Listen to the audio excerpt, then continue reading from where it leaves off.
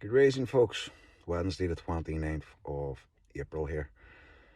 Let's have a wee talk about the Great Reset, which is well and truly underway. You go back to 2020, we had Charlie Boy, one who's all called King, the traitor. He stood up at a WEF forum and announced about the Great Revolutionary Climate Reset. To me, in 2020, Charles gave the go-ahead for this worldwide reset that they are forcing upon us, the people. I mean, this immigration thing, the uncontrolled, unvetted immigration thing that they have coming here is out of control. It's way out of control. 660 million recently paid to France to stop the boats coming here, yet 300 arrived on boats yesterday. So we'll have all these millions that this Keir Starmer Labour government keeps throwing away to these other countries that's supposed to help us, but nothing's coming of it.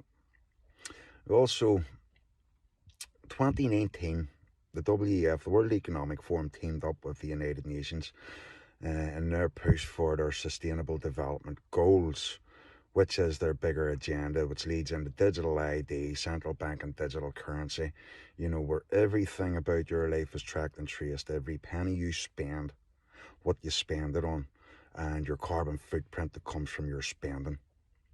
So when Charles stood up in 2020 at that WEF forum and gave a speech, and he stated quite clearly that this is a chance for the Great Reset and their revolutionary ways of pushing it across. Now, I've just read this morning there, I was sent a link by CJ, audit in Northern Ireland. Cheers for the link. AstraZeneca, one of the main COVID injectors, let's just say, I want to say that other word because it tends to get the video chopped with its algorithms. So AstraZeneca have now came and struck a deal with our Department of Health here in Northern Ireland to push and revolutionise their vaccines. This means that Northern Ireland is now going to be the test bed, and it states quite clearly that Northern Ireland is going to be a global test bed for AstraZeneca on their new vaccines. Folks, this is it's very upsetting that these people are still pushing this upon us. When you go back to 2020, when the whole COVID thing was falsely pushed upon us, they had the World Military Olympics in Wuhan in 2019. It's when the UN, WEF came together. All these things seem to link up and tie in together. But there's going to be another push here, folks. Over the years, what they've been doing is normalising, trying to normalise the idea of these diseases or these viruses. Still waiting to see one that has been isolated on its own, separated from another host and left on its own, rather than looking at these cartoon pictures they like to put on our screens. So now they have this big push that this government, our Department of Health, who's in the Department of Health? I don't remember who it is, but they've agreed with AstraZeneca to make Northern Ireland a test bed. Folks, you need to open your eyes. You need to wake up and see what this government's trying to do to us here. They're trying to kill us all off. A lot of people, I think our death rate is, it's up like 2,000 people a month here in the UK. That's stats that you can look into, folks. The stats are there.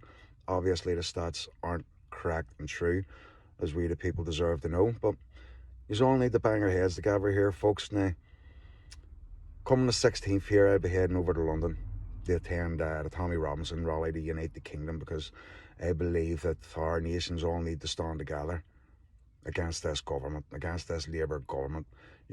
They're controlled by the Fabian Society. I think it's 33% of our MPs in Westminster are part of the Fabian Society.